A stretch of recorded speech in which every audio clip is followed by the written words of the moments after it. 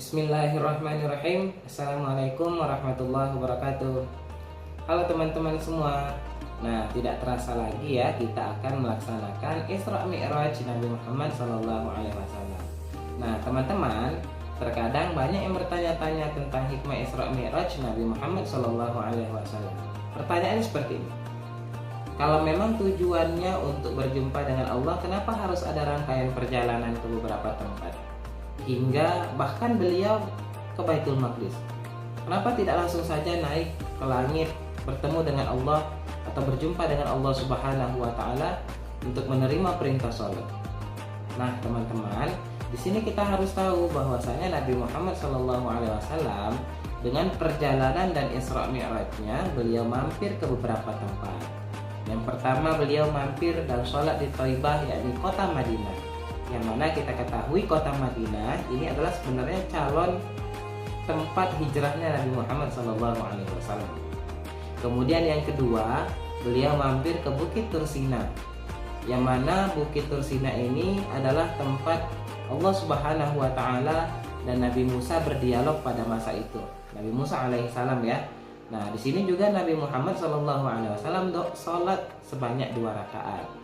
Kemudian teman-teman, yang ketiga, beliau singgah atau mampir juga ke Baitul Lahmin, atau yang sekarang kita kenal dengan namanya Bethlehem. Yang mana Bethlehem ini adalah tempat kelahiran Nabi Isa alaihi salam. Nah, yang keempat atau yang terakhir, beliau singgah ke Baitul Maqdis untuk mengerjakan sholat. Dan di sini beliau menjadi imam, dan para anbiya pada masa itu ada di belakang beliau menjadi makmum. Kenapa beliau nggak langsung aja naik ke langit terus bertemu kepada Allah meminta perintah sholat? Kenapa tidak seperti itu? Nah, hikmahnya yang pertama adalah bahwasanya Nabi Muhammad SAW berjumpa dengan Allah Subhanahu wa taala. Lalu pada saat itu beliau menyampaikan kepada umatnya tentang Isra dan Mi'raj, bagaimana beliau membuktikan perjalanannya. Tapi Allah berikan satu hadiah kepada Nabi Muhammad dengan Isra-nya dulu, dengan perjalanannya ke Baitul Maqdis, supaya beliau bisa membuktikan bahwasanya beliau hanya dengan 1 malam, dengan waktu yang singkat, beliau bisa bolak-balik dari Mekah ke Baitul Maqdis, kemudian dari Baitul Maqdis lagi kembali ke Mekah. Dan beliau buktikan kepada orang-orang yang menentangnya. Jadi orang-orang yang menentang beliau itu, sikap beliau pun menyikapi satu kesatuan dari Baitul Maqdis, hingga orang-orang yang benci kepada beliau pun bungkam dan tidak bisa berkata-kata untuk membantah tentang kehebatan atau kemuliaan daripada Isra Mi'raj Nabi Muhammad SAW. Kemudian yang kedua, sebagai pelajaran untuk kita nih, untuk kita umat Nabi Muhammad SAW, Nabi mengunjungi beberapa tempat, dan itulah tempat yang barokah, tempat peninggalan nabi-nabi terdahulu. Ya, pergi ke suatu tempat, mencari tempat-tempat yang penuh dengan keberkahan. Datanglah, hendaknya kita tuh datang ke petilasan. Petilasan itu adalah peninggalan orang-orang yang soleh. Di situ ada banyak berkah. Nabi Muhammad SAW memberikan contoh kepada kita. Beliau mampir dan diarahkan ke Bukit Tursina untuk sholat 2 rakaat. Kemudian ke Bethlehem, tempat lahirnya Nabi Isa alaihi salam. Di situ juga Nabi Muhammad SAW sholat sebanyak 2 rakaat. Kemudian yang terakhir ke Baitul Maqdis, ya, dan sholat juga di sana. Kenapa? Nah, itu sebenarnya adalah perjalanan atau pelajaran untuk kita semuanya.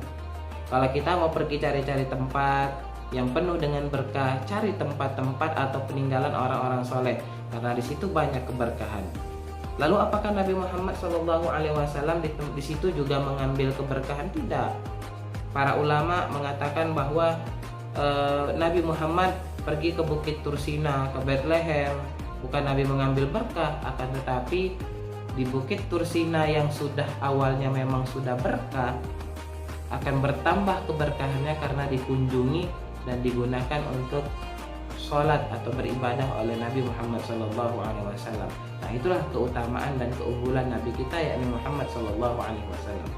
Nah, teman-teman sekalian, oleh karena itu peristiwa Isra Mi'raj di sini bukan hanya sekedar perjalanan Nabi Muhammad SAW bertemu dengan Allah Subhanahu wa taala, kemudian mendapatkan perintah membawa oleh-oleh untuk umatnya. Bukan hanya itu saja, tapi juga untuk pelajaran dan teladan untuk kita sebagai umat Nabi Muhammad yang baik, bagaimana kita menjadi umat yang takwa kepada Allah Subhanahu wa taala dan mendapatkan keberkahan ataupun mendapatkan syafaat dari Nabi kita, yakni Nabi Muhammad SAW. Semoga dengan dua hikmah ini kita sebagai umat Nabi Muhammad dapat menjalankan sunnah-sunnah beliau dan menjalankan perintah Allah Subhanahu wa taala, sehingga kita bisa bersama beliau di Jannatul Firdaus, yakni surganya Nabi Muhammad sallallahu alaihi wasallam. Kata Rasulullah, "Man ahabbani kana ma'i fil jannah." Kata Nabi, siapa yang cinta kepadaku maka akan bersamaku di dalam surga nanti. Semoga kita semua termasuk orang yang cinta dan mencintai sunnah-sunnah Rasul, sehingga kita bisa bersama beliau di surga nanti. Mungkin hanya ini yang dapat saya sampaikan. Semoga kita bisa mengambil pelajaran dan hikmahnya. Syukran. Assalamualaikum warahmatullahi wabarakatuh.